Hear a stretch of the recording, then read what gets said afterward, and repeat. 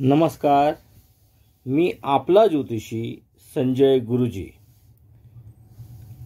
आता आपण मेष राशीबद्दल बघणार आहोत। वार्षिक भविष्य जानेवारी महिन्याबद्दल। आणि लक्ष ठेवा की मी संक्षेपमध्ये सांगणार आहे, समजून घेण्याचं काम तुमचं आहे। तर मेष राशीच्या व्यक्तींना ह्या वर्षी सुरुवातच तुमची चांगली झाली आहे असं म्हणायला हरकत नाही।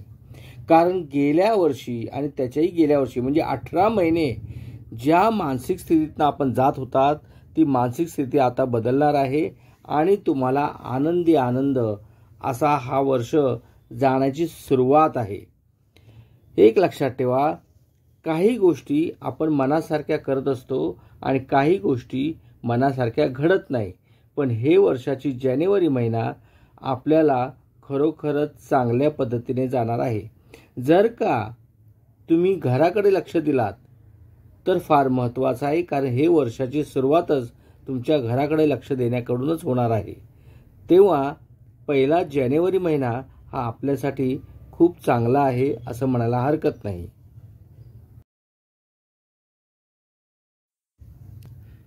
जाणून घेऊया फेब्रुवारी महिन्यामध्ये काय काय घटना घडणार आहेत। महत्त्वाचा मुद्दा दोनच। एक आहे अति उत्साहात केलेले कार्य आणि दुसरा आहे ते म्हणजे हॉस्पिटल किंवा कोर्ट याच्यामध्ये आपण चक्रा मारायची सुरुवात करू शकता। म्हणजेच काय, तर हा महिना दोन गोष्टीवरती विशेष भर द्यावी लागेल। कारण या महिन्यामध्ये तुम्हाला बऱ्याच गोष्टी करायच्या आहेत, त्यासाठी तुम्ही प्रयत्नही करणार आणि उत्साहाच्या भरात काही चुका करू नका एवढंच माझं म्हणणं आहे। स्वास्थ्याकडे लक्ष ठेवा आणि कार्य संपन्न करा।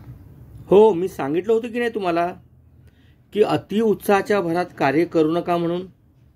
आता त्याच कार्याला पूर्ण करण्यासाठी पैसा ओतावा लागत आहे आणि त्याच्याचमुळे तुम्हाला त्रास होत आहे। घाबरण्याचं कारण नाही। प्रयत्न करा की ह्या महिन्यामध्ये सुद्धा आपण शांतपणाने राहा।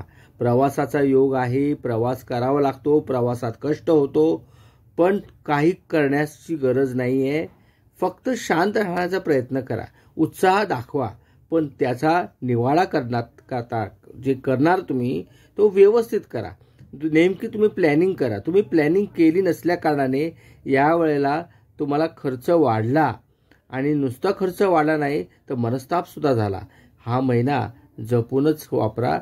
धनसंपत्ती कसा खर्च करायचा याचा विचार व्यवस्थित करा, म्हणजे हा जो मार्च महिना आहे तुमचा खरोखरच चांगला जाईल, अन्यथा मनस्तापाला बळी पडावे लागेल। सावधान, हा महिना रेड अलर्ट आहे। या महिन्यामध्ये 7.5चा पहिला टप्पा याची झळ दाखवेल आणि या दाखवल्यामुळे आपण अलर्ट राहिलं पाहिजे। सुरुवात 7.5ची झाली आहे, पण फार वाईटपणाने झालेली आहे। या महिन्यामध्ये अक्षरशः सळो की पळो होणार आहे, पण घाबरण्याचं कारण नाही आहे। कारण कुठून ना तर कुठून तुमच्या आर्थिक स्थिती व्यवस्थित राहील। अपडाऊन जरी झालं तरी पूर्णपणे होणार नाही त्रास, पण मानसिक स्थिती तुमची तेवढी चांगली राहणार नाही आहे। आणि प्रयत्न करा की या 7.5मध्ये जे काय 7.5चे उपाय आहेत ते सुरुवात करा। कारण आता या 7.5चा उपाय न केल्यास जो काय परिणाम होईल तो विचित्रपणाने वाढत जाईल। आणि हा महिना समजा की 2025चा हा महिना खूपच त्रासदायक असणार आहे। मग तो व्यापारी असेल, तो नोकरी करणारा असेल, ती गृहिणी असेल,